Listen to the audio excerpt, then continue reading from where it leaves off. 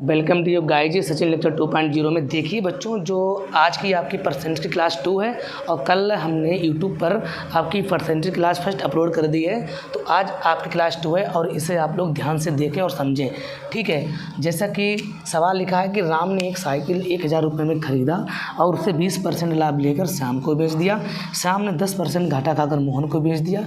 तो बताइए मोहन ने साइकिल कितने रुपये में ख़रीदी। तो ऐसे सवालों में आपको कुछ नहीं करना, बहुत ही सरल और शानदार तरीका है। मैं कहूँगा कि राम, इसके बाद कौन है श्याम,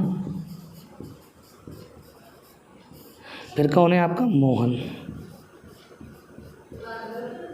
3 लोग हैं, ठीक है। मैं कहूँगा कि माना उसने 100 में खरीदी होगी, ठीक है। कितना लाभ लिया? 20% का लाभ लिया। तो यहाँ कितना होगा? 120।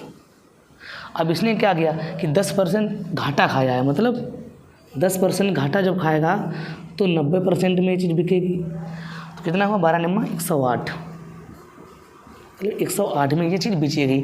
अब सवाल जो कह रहा है कि राम ने साइकिल 1000 रुपये में ख़रीदी, तो यही 100 की वैल्यू आपकी सवाल में दे रखी है 1000। कितना गुना है? कहोगे सर 10 गुना है, तो इसका भी कर दो 10 गुना।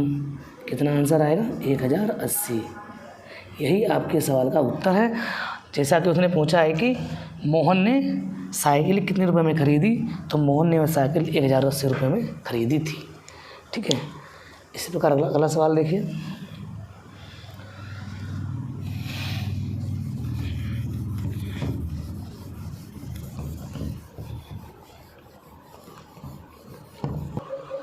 देखिए बच्चों, ये जो सवाल लिखा है कि एक व्यक्ति अपना सामान 10% लाभ पर बेचता, यदि वह 15% लाभ पर बेचता तो उसे 200 रुपये अधिक मिलते, तो सामान का क्रय मूल्य क्या होगा। देखिए बच्चों, मैं हर एक टाइप का एक सवाल ले रहा हूँ और बाकी जो सवाल हैं आप लोग घर पर प्रैक्टिस करें, उनको बनाएं, ठीक है। अब देखिए इसमें क्या करना है, आपको पहले देखना है कि यहाँ पर क्या हो रहा है, लाभ हो रहा है, और कहाँ पर लाभ हो रहा है, तो यहाँ पर भी लाभ हो रहा है। जब भी दोनों कंडीशन में लाभ हो, या 10% का लाभ या 15% का लाभ, तो मैं क्या करूँगा, इन दोनों को घटाऊँगा।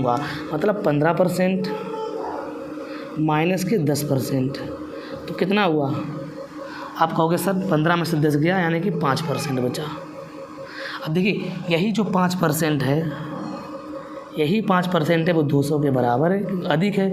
अब मैं कहूँगा 1% किसके बराबर होगा, तो आप कहोगे सर 1% कितना होगा? 5 चौको 20, मतलब 40 के बराबर होगा। सीधी सी बात है। चाहिए कितना? 100%, तो 2 जीरो चिपका दूंगा, मतलब 4000 के बराबर हो जाएगा।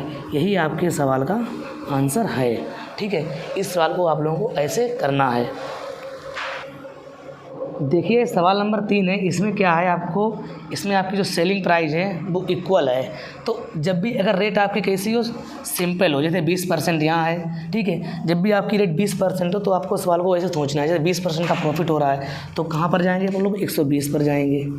यहाँ 20% का लॉस हो रहा, तो कहाँ पर जाएंगे? 80 पे जाएंगे। अब 0 से 0 ख़त्म, 12 और 8 का मल्टीप्लाई कितना हुआ? 96।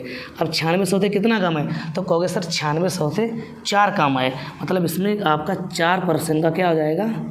लॉस, ठीक है। क्या हो जाएगा? लॉस हो जाएगा, मतलब हानि हो जाएगी।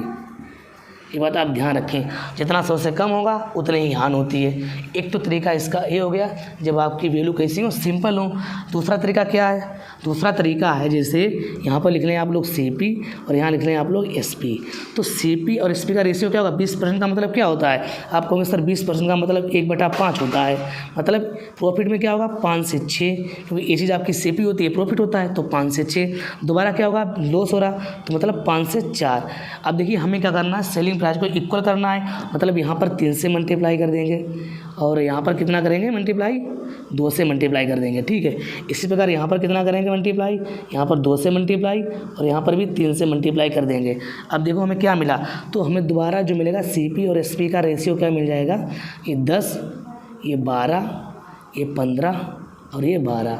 देखिए यहाँ पर हमारी SP कैसी हो गई? इक्वल हो गई। तो यहाँ पर कितने का प्रॉफिट हो रहा है? आप कहोगे सर यहाँ पर 2 का प्रॉफिट हो रहा और यहाँ 3 का माइनस के लॉस हो रहा। अब देखिए 2 और -3 कितना होता है? -1 का लॉस। तो माइनस के अगर 1 का लॉस है कितने पे? 15 और 10 25, टोटल बस 25 और इंटू क्या करेंगे हम? 100। तो 25 से कम 25 चौको 100, तो कितना आएगा? -4% की आपकी क्या आ जाएगी? हानि आ जाएगी। तो जब भी अगर रेट अगर हार्ड हो तो आपको यहाँ पर ऐसे सोचना है। अब रेट कैसे याद आती है, 16 से 2/3% हो गया, 8 से 1/3% हो गया। ऐसे हार्ड जो रेट आते हैं तो आपको इनमें ऐसे सोचना है। कई सारे बच्चे तो इसे ऐसे भी लगा लेते हैं। एक और तरीका इसका, जैसे कि 20% का लाभ हुआ तो कहेंगे 20% की क्या हुई, हानि हुई, तो माइनस के 20% उसने कर दिया। प्लस लगाएंगे, 20% का लाभ हुआ तो फिर 20 कर देंगे।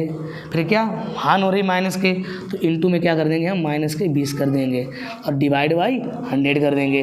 तो यहाँ पर कितना हुआ, 0 मतलब नहीं यहाँ पर, और प्लस माइनस माइनस मतलब कि 400 और बटे में क्या करेंगे 100। तो 0 से 0 खत्म, मतलब कितना आएगा, माइनस के 4% की हानि होगी। कई सारे बच्चे इसे ऐसे करके लगा लेते हैं। ठीक है, तो ये भी तरीका सही है, कोई दिक्कत नहीं है, बढ़िया तरीका है। आप लोग चाहे इससे लगाएं, चाहे इससे लगाएं, चाहे इससे लगाएं, आपको जो अच्छा लगे आप वैसे ही लगाएं।